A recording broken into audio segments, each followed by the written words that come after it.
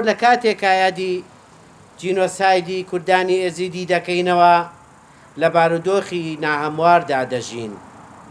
کچانی ڕزگار بوو لە بارودۆخێکی نامرۆیی دەژین، ئەوانەیش کە ڕزگار نەکراون تا ئێستا تەنیان و چاوەڕوانی دەستێکن ڕزگاریان بکات. زۆرینەی ئێزیدی نەگەڕاونەتەوە زێدی خۆیان و لە خێوەتگەکان دەژین، ناوچەکەشیان ناسەقامگیرە. بەرپرسیارەتی هاوبەشی هەمووانە کە یادی پرۆسەی جینۆسایدی ئێزیدیان لە بیر نەکەین. لە شەشەمین ساڵیادی هێرشەکەی داعش بۆ سەر شەنگال دەبێ قسە لەسەر ئەو شکستەیش بکەین کە نە حکوومەتی هەرێمی کوردستان و نە حکوومەتی عێراق نەیانتوانیوە سەقامگیری بۆ ناوچەکە بگەڕێنەوە. لە ڕۆژێکی وەکو ئەمڕۆدا ڕێکخراوی داعش کە ڕێکخراوەکی دژ بە مرۆڤایەتیە، دژ بە حەضارەتە، تاجری جنس و تالانکردن و ماڵە بە ناوی ئاینێکی پیرۆز شنگالی گرت. لە نەتیجەی ئەو ئیشە خراپەی کە کردیان داگیرکردنی شنگال قەتڵ و عام دروست بوو و لە هەمان کات کۆمەڵک تشتی زۆر ناخۆش بە دوای خۆی هشت.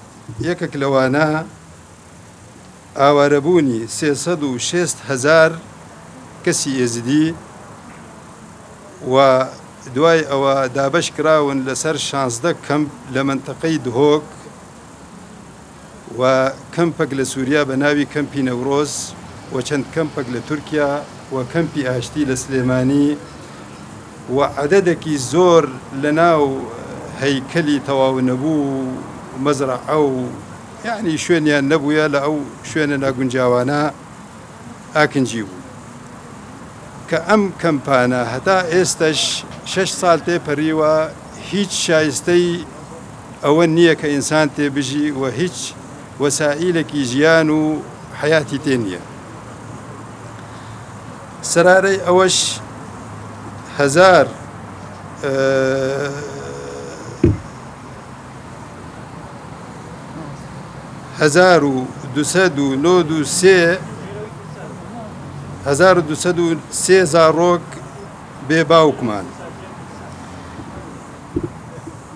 و 1293 کوژراون و 1759 کەس ئێختیم بوون لە باوکەوە، 407 مناڵ بێ باوکمان و 395 مناڵی تریش بێ دایک و باوک مشەڕەدن لە نێو ئەو کەمپانە و 6417 کەس لە هەردوو جنس اختتاف کراون لەلایەن داعشەوە. بێ ئەوەی کە هیچ ئێحتیمامێک بە مەسیری ئەم خەڵکانە هەبێ لە لای حکوومەتی ئیتیحادیەوە و حتا لە لای حکوومەتی کوردستانیشوە بە شێوازی پێویست نەکراوە.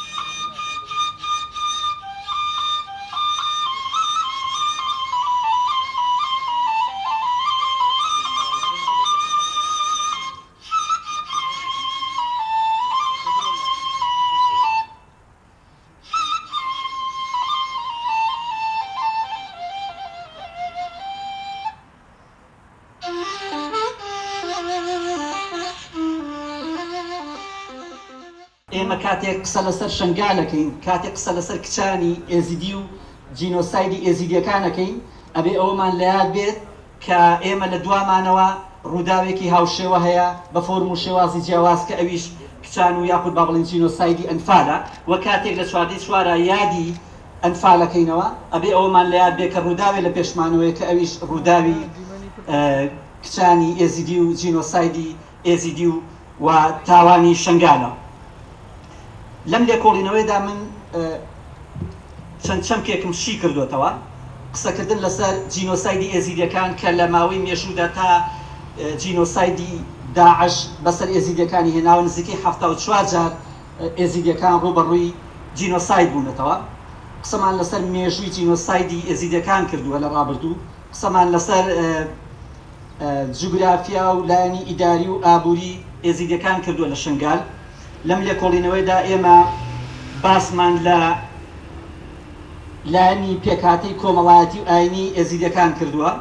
قسەمان لەسەرەوە کردووە کە پێکهاتەی کۆمەڵایەتی و دابوونەریت و ترادیشنە کۆمەڵایەتیەکانی ئێزیدیەکان بە چه فۆرم و شێوازێکە. قسەمان لەسەر لایەنی ئاینی با بڵێن لێکۆڵینەوەکە تەرکیزی کردووەتە سەر لایەنی ئاینی ئێزیدیەکان لە